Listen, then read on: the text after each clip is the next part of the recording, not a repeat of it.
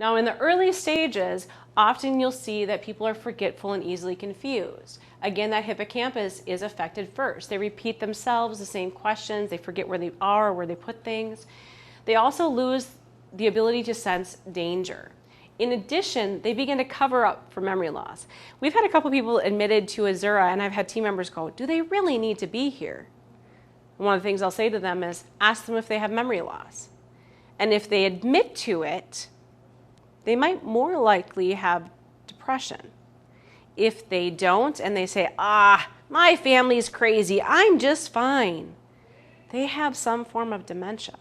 And this is a very typical question that doctors will ask too, because it shoots them down more likely the right diagnosis.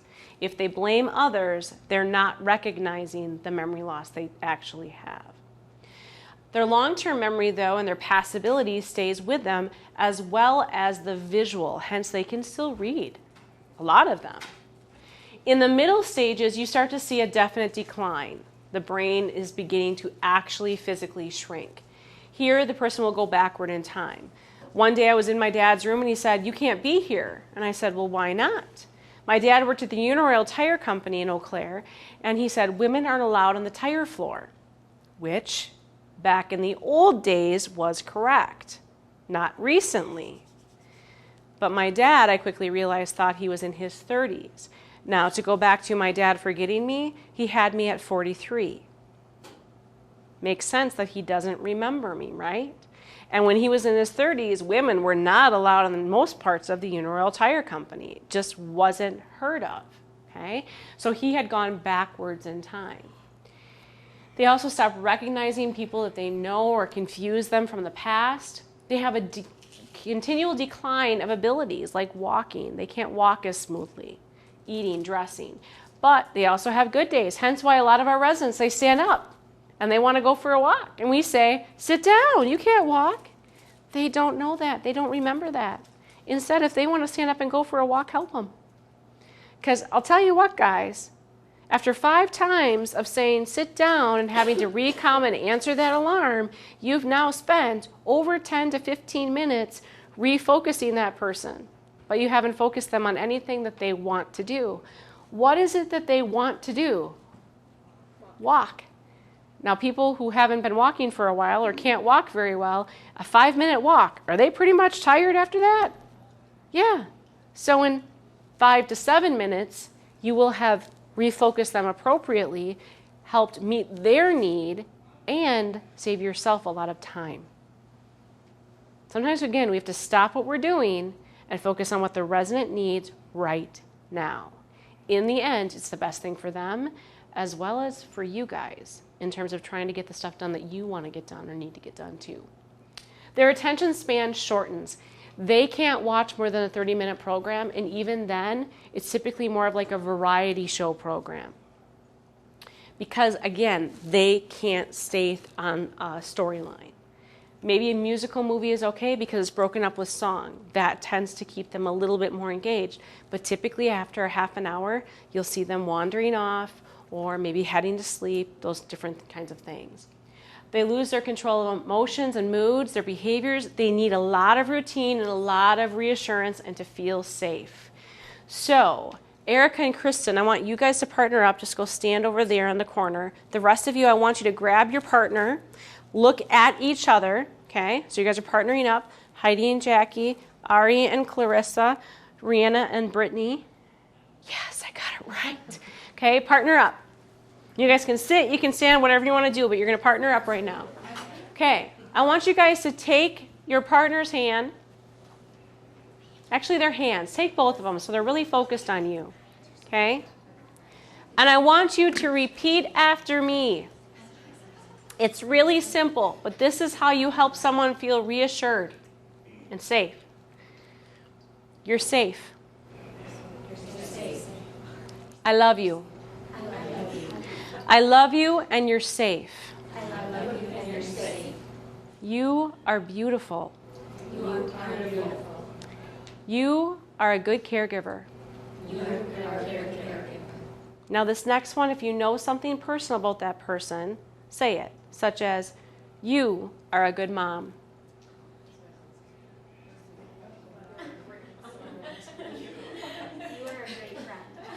You are a good friend. It's a good one. One more time. I love you and you're safe. I love you and you're safe. Okay. Now, you can stop holding hands. When was the last time you had that type of a connection with somebody? It was a little weird. Yeah, I'll give that. It's easier with my residents. Right. It's easier with them. When was the last time they had a connection like that? You guys, it's those little moments that we take to help them feel centered and safe that mean the most. Those are what starts those MOSAIC moments that truly make them personal. If anyone's seen the Transformation of Care video that we've put together, you'll see me doing that with one of the residents over in our Sheboygan home. He's a music teacher. I was a music minor in college. And we began to play the piano, and he instructs me how to sing better. And then he realizes that it's his fault he has this disease. And he begins to break down. And I simply take his hands and I say, I love you and you're safe. You're a good man. You're a good husband. You're a good teacher. And he needs to know that, to feel it, to realize he is somebody. And that's what they need because they feel so alone in this disease. Think about it. Their loved ones aren't around. And if they are around, half the time they don't know who they are. And when they come in, do they make them feel like they are the king of the world? Or, oh, Mom, I'm so sad that you're here today. I wish that you didn't have this disease. And the person doesn't understand. They don't understand. Okay? So helping them feel reassured and safe truly helps. In the late stages, having more limited functions, and it's that decline to death. So they communicate through single words or gestures. We had a gentleman in the later stages, and at the dining room table, he'd raise his hands, and the team all knew he needs coffee.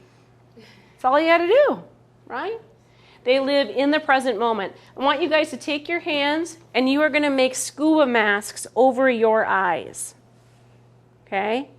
When I say live in the present moment, what you see right now is what those in the middle stages of the disease process can see. This is it. Heidi, my wonderful guinea pig, would you come up front for a minute? So Heidi is going to be our resident. I'll have you sit right here. And Heidi, I want you to put on the scuba mask for a second. Now, this was a technique shown to me by Teepa Snow. She's an expert in the field of dementia and occupational therapist. Okay? Now I'm going to tip her forward because all of our residents have a little bit of a posture issue, right? They kind of tip a little bit. Heidi, however, has a beautiful posture, so, you know. Now, Heidi, I want you to tell me when you can actually see me. She can see my feet right now, okay? So I'm standing in front of you, okay? What do you see? Your feet and legs. Awesome. Now, what do you see? Your midsection. She says midsection. She sees my chest. So now I have a very high collar for a reason. I didn't want to give her a show, but think of our scrub tops. Think of our V-necks. And we wonder why our guys tend to, get interested. Okay? So think about that. One thing I do is put my hand over my opening so that it stays against my skin versus gapes. Okay? But the proper approach really is to get down low. Heidi, now what do you see? Your face. I am in her world right now. This is it. And here's the thing. In the late stages, you go from this in the middle stage to this. So Heidi, I want you to put on binoculars. Okay? You guys all do that too. Binoculars. Look down at the table once. Okay? Can you see your food? So if you don't put the plate in the right spot, are they going to see it? If you don't put the utensils in the right spot, are they going to see it? If you don't put the medication cup in the right spot, are they going to see it? As the disease continues to progress, they go from having binoculars to monocular. And it depends on the person's eyesight. It might be left, it might be right down the middle. Okay? But this is what they can see.